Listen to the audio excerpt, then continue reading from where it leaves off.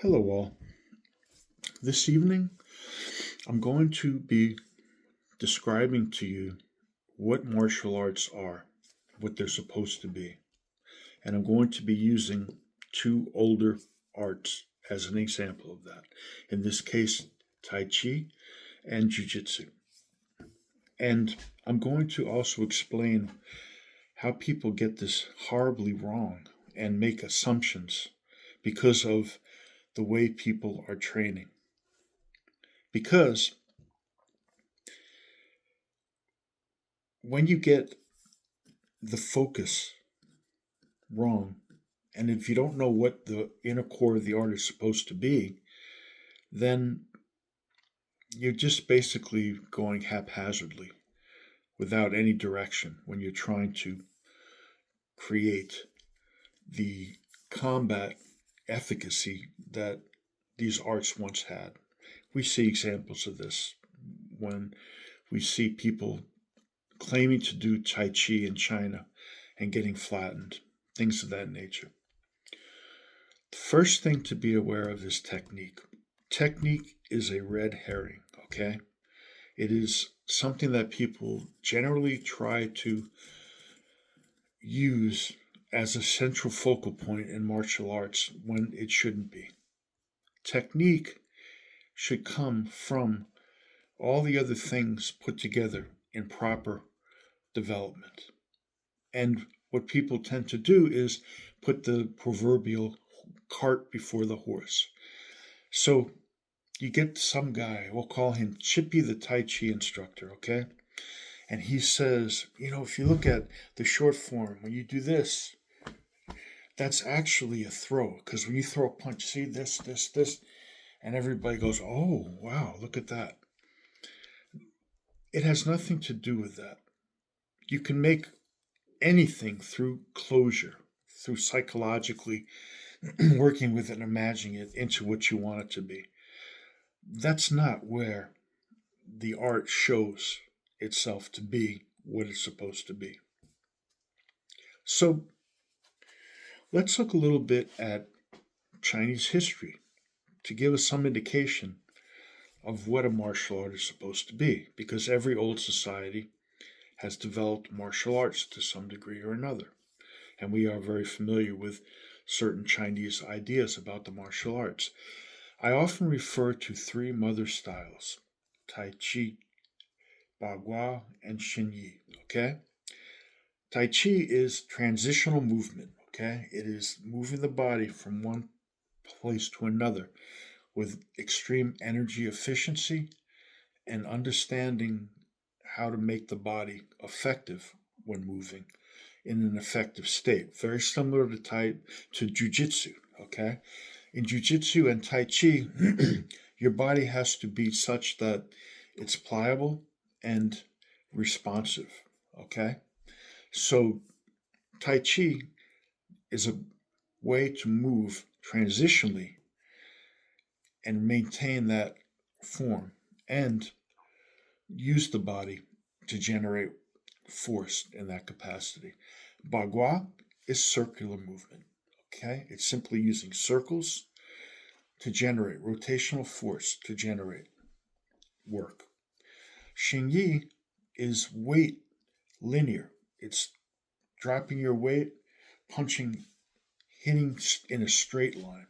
So you have really everything is covered in those three mother arts. Okay? When I refer to this, I'm not necessarily talking about some date in history where somebody said it is so declared. I'm talking to you about how these ideas have truly developed. This idea that Tai Chi was invented one day in the Chen village or these other ideas, they're a little bit misleading. These concepts have been around way before people founded them traditionally, and they had been founded again and again. Okay? China is a Renaissance society. The ideas that you see and hear about, they come from the past. Things like Confucian ideas. Confucius basically took older ethical principles to form his understanding. Taoism in the Golden Age had thousands of schools, okay, all contributing to aspects of health and the martial arts related to health. So you can see this with the texts that are part of divination and the hexagrams, which is the I Ching, and Huangzi, the Yellow Emperor, who gave us a very complete health um, compendium. These works give some indication of these things, these practices that had been around many, many moons before people actually made them into formal treatises. So, when we look at martial arts, part of that is health, and not for the reasons you may think. It's not simply going to the gym, okay? The health has to do with a couple of things. First of all, there were many chronically malnourished individuals in parts of China. You had to find a way to make the body strong enough to train. Your herbs and your other practices were a way of doing this, your physical work, etc. Also, what kind of a martial artist are you if the first time you get injured, you die because you cannot cure or take care of that injury? So, health is instrumental to martial arts practices. Okay? It makes perfect sense. If you're on a battlefield, etc., you have to have the capacity to be able to keep fighting. Okay? Strategy. Books of divination, books on meteorology. These type of works are about warfare because you have to understand things like how the weather, terrain, and different formations affect what you're going to do when you're planning any sort of a situation. You have to remember that for the Chinese idea of metaphysics, it's hierarchical, but it's based on qi, okay? And qi is such that it works in density and flow according to polarity. There is no different types of qi. There's the way qi flows according to how dense it is, and in different structures that all have the same basic hierarchical structure. The cosmos is very similar to the family, okay?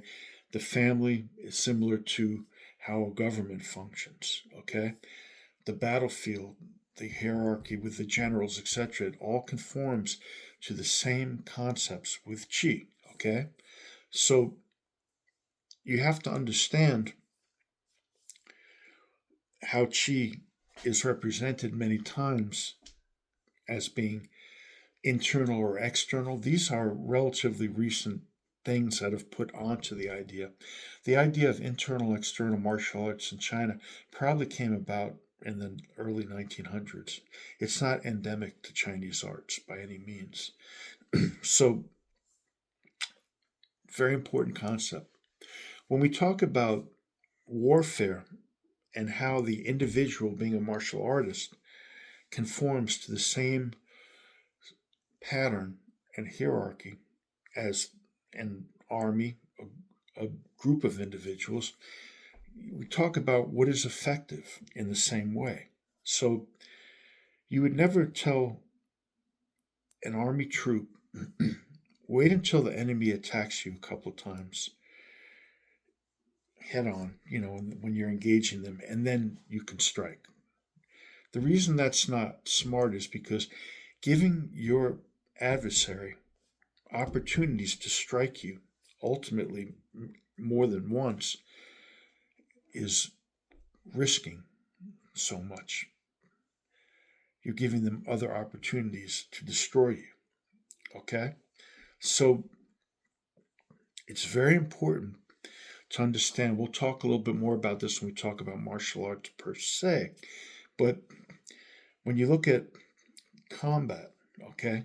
And the idea of being defensive in nature, that again is something that is totally a misnomer and dangerous. Combat is really about movement. When you're training an individual, instead of training them to step back and be defensive or to get into fights, you train them reflexively so that things are done instinctively and spontaneously. And that's done through body movements, like the body movements you will see in Tai Chi, for example. Training the body so that when the body starts to conceptualize the technique, it goes together properly. You refine that movement. You make it smaller, okay? You put it into forms. Forms train the body that way, and it also creates a physical textbook of the techniques needed to train the body so that people know and can be consistent from one generation to the next.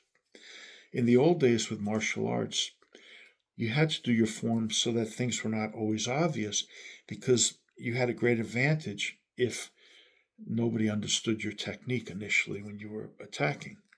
So forms refine the movement, makes it smaller, and gives a physical representation and text for those successful techniques and how they go together properly. Now, this is where people get a little crazy. You have to learn how to fight to be a martial artist, but it's not the end all of martial arts. We've just talked about health. We've talked about strategy. We've talked about pedagogy, how you pass it down. You always, in societies, have a form of wrestling, okay? Wrestling is really the groundwork for how you learn how to fight, okay? Wrestling toughens you up. It gives you very good tactile instinct because you're dealing with your sensation, something touching you and responding to it, okay? And this forms a general strategy to make an individual resistant and strong and able to fight. However, you can't just fight that way on the battlefield. You'd exhaust yourself. And you have to understand how to use weapons, which are an extension of proper movement, okay?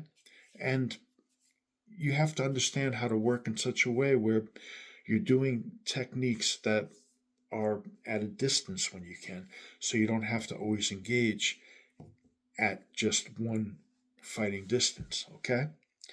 So you take the wrestling and you connect that to the techniques and the body movements, and you start to get the foundation for a martial art, okay? We're going to go from there and go into our next video. Hang tight.